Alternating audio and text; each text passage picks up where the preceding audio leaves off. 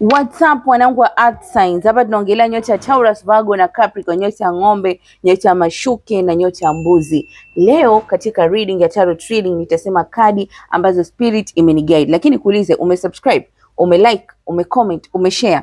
Kwa sababu spirit kuna ujumbe inanionyesha kwa watu wenye Earth Signs ama wenye elements za udongo. Na kadi ambazo nilikuwa nazisoma wakati nilipokuwa nafanya reading, kadi iliyotoka ya kwanza ilikuwa ni 8 of Cups. Yani hii spirit inaonyesha kuwa ni wakati wa kuondoka kwenye hali ambayo imekuwa ya kawaida.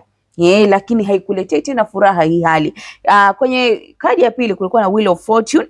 Kadi hii huwa inaleta mabadiliko popote pale itakapotokea, inaleta mabadiliko makubwa. Kwa hivyo watu wangu wa Earth Signs, mabadiliko yanakuja. Pia kulikuwa na kadi ya Ace of Pentacles, ambayo hii kadi inaonyesha yani mwanzo mpya wenye baraka za kifedha. Sasa nilipokuwa nafanya reading nikasoma nishati ambayo inazunguka katika hizi kadi ili niweze kupata ujumbe wa Jumatano ya leo. Na Jumatano ya leo tunaiita World Wednesday. Yani ni Jumatano hatari, lakini ndani ya hatari hiyo kuna faida kubwa zaidi. Kwa hiyo tuangalie spirit inasemaje kupitia hizi kadi tatu. Spirit inaonyesha kuwa watu wa earth elements umekuwa ukifikiria kwa uzito. Kuna jambo ambalo umekuwa ukilifikiria kwa uzito. Umefikiria kuondoka? Hili jambo liko katika maisha yako, unafikiria kwa muda mrefu. Yani kuna mahali unataka kuondoka. Ni kitu hakikupi tena furaha wala hakikupatii tena maendeleo. Na hii inaweza kuwa ni kazi, labda huweza kuwa ni mahusiano, huende kando urafiki, huenda hata kama pia ni mtazamo wa zamani ambao umeshapita. Lakini uko pale, hakuna tena furaha. Sasa hatari si kuondoka.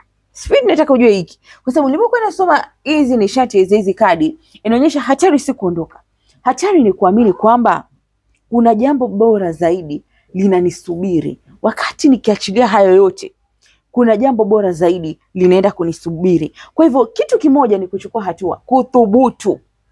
Kwa sababu nilikuwa naona wakati nilipokuwa nafanya nishati reading, nikaona kuwa ndani ya wiki chache zijazo utaelewa kwa nini baadhi ya mambo yalipaswa kufika mwisho. Spirit inaonyesha kuwa kuna nafasi yenye nguvu zaidi katika maisha yako utakapoondoka sehemu ambayo uko sasa. Kuna ongezeko la kipato ambayo litakuja kwa nguvu zaidi. Kuna mtu ambaye atakuthamini kwa kweli, ambao utaingia naye katika nafasi mpya ambao umeifungua kwa kuachilia yale yaliyopita, kwa kuachilia yale ambayo hakuletea furaha tena. Lakini sasa jambo ambalo spirit inakuhakikisha ni kuwa ukiendelea kubaki, kwa sababu umezoea hiyo hali, nimezoea, acha niketi sasa nitaenda wapi tena? Utaendelea kukutana na changamoto katika maisha yako.